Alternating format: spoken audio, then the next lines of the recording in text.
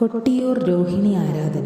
കൊട്ടിയൂർ ഉത്സവത്തിന്റെ മഹാത്മ്യവും ചടങ്ങുകളും അനിതര സാധാരണമാണ്. സാധാരണ ആരാധന ദിവസങ്ങളിൽ നടക്കുന്ന ആരാധന പൂജ, സദ്യ, പൊന്നിൻ ശീവേലി, പാലമൃത അഭിഷേകം എന്നിവയ്ക്ക് പുറമെ അതിവിശേഷമായ ആലിംഗന പുഷ്പാഞ്ജലിയാണ് രോഹിണി നാളിന്റെ പ്രത്യേകത.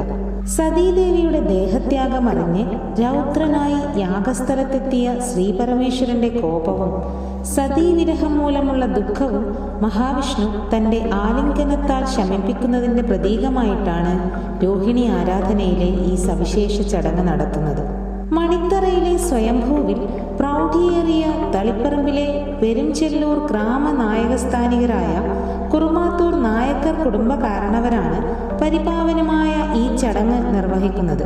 കൊട്ടിയൂർ ആലിംഗന പുഷ്പാഞ്ജലിക്ക് മുന്നോടിയായി കുറുമാത്തൂർ തറവാട്ടിലെത്തി ഇല്ലത്ത് തേവാരത്തിന് പുഷ്പാഞ്ജലി കഴിച്ച് വ്രതശുദ്ധിയോടെ അനുഗ്രഹം തേടുന്നു.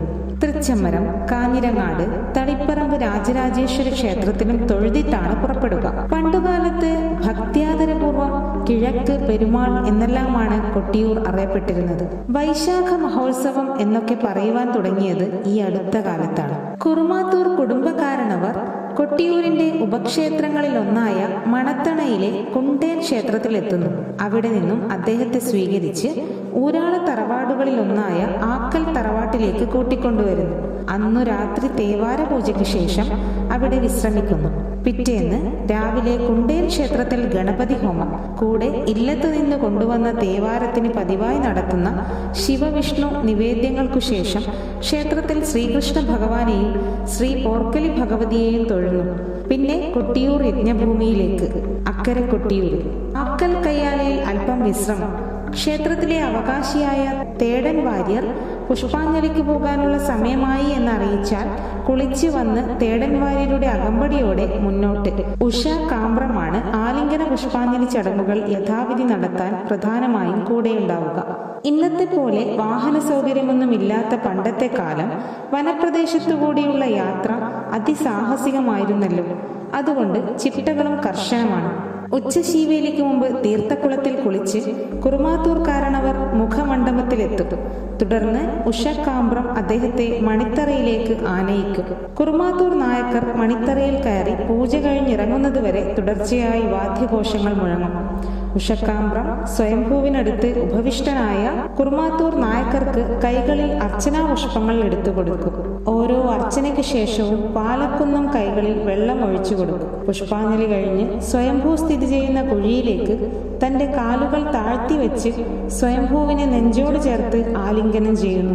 പത്നീ വിരഹത്താൽ ദുഃഖിതനായ ശ്രീ മഹാദേവനെ മഹാവിഷ്ണു സുഹൃത്ത് സങ്കല്പത്തിൽ ആലിംഗനം ചെയ്ത് ആശ്വസിപ്പിക്കുന്ന ഭക്തി നിർഭരമായ ഈ ചടങ്ങ് കാണാനും അനുഗ്രഹം തേടാനും ഭക്തജന സഹസ്രങ്ങൾ തിരുവഞ്ചിറയുടെ ചുറ്റും തിങ്ങി നിറഞ്ഞിട്ടുണ്ടാകും. പുഷ്പാഞ്ജലി പൂജകൾ പൂർത്തിയാക്കി ആലിംഗന പൂജയ്ക്ക് ശേഷം പൊന്നിൻ കുടം വെച്ച് തൊഴുത് പ്രസാദം വാങ്ങുന്നു. തുടർന്ന് വാളറയിൽ വന്ന് തൊഴുത് പ്രസാദം വാങ്ങണം. പിന്നീട് ഉഷക്കാമ്പ്രത്തിന്റെ കയ്യാലയിൽ ചെന്ന് സ്വന്തം നിത്യ തേവാര നിവേദ്യമാണ്. ആക്കൽ കയ്യാലയിൽ ഉച്ചഭക്ഷണം, വിശ്രമം.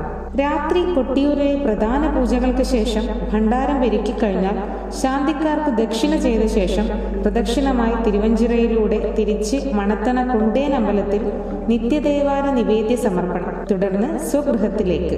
ഈ വർഷം രോഹിണി ആരാധന നടത്തുന്നത് ബ്രഹ്മശ്രീ കുറുമാത്തൂർ കൃഷ്ണൻ നമ്പൂരിപ്പാട് അവർകളാണ്. കൊട്ടിയൂരിലെ ഓടപ്പൂവ് ഓരോ വർഷവും കൊട്ടിയൂർ തീർത്ഥാടനത്തിന്റെ ഓർമ്മയ്ക്കായി ഭക്തർ ഓടപ്പൂവ് കൊണ്ടുവന്ന് വീട്ടിൽ തൂക്കിയിടും. ദക്ഷൻ ബൃഹസ്പതി സവം എന്ന യാഗം കഴിച്ചു. വീരഭദ്രൻ ഭൃഗുമഹർഷിയുടെ താടി പിടിച്ച് വലിച്ചെറിഞ്ഞു. താടി തിരുവഞ്ചിറയിൽ വീണു എന്നാണ് സങ്കല്പം. ആചാരപരമായി ക്ഷേത്രവുമായി ബന്ധപ്പെട്ടതല്ലെങ്കിലും കൊട്ടിയൂർ തീർത്ഥാടകർ ഓടപ്പൂവ് പ്രസാദമായി വീട്ടിൽ കൊണ്ടുവരുന്നു. വീടിന്റെ ഉമ്മറത്തോ പൂജാമുറിയിലോ ഓടപ്പൂവ് തൂക്കിയിടും. ഓടപ്പൂ പ്രസാദം കുടുംബത്തിന്റെ സകലവിധ ഗ്രഹപ്പിഴയും ശമിപ്പിക്കുമെന്നാണ് ഭക്തവിശ്വാസം.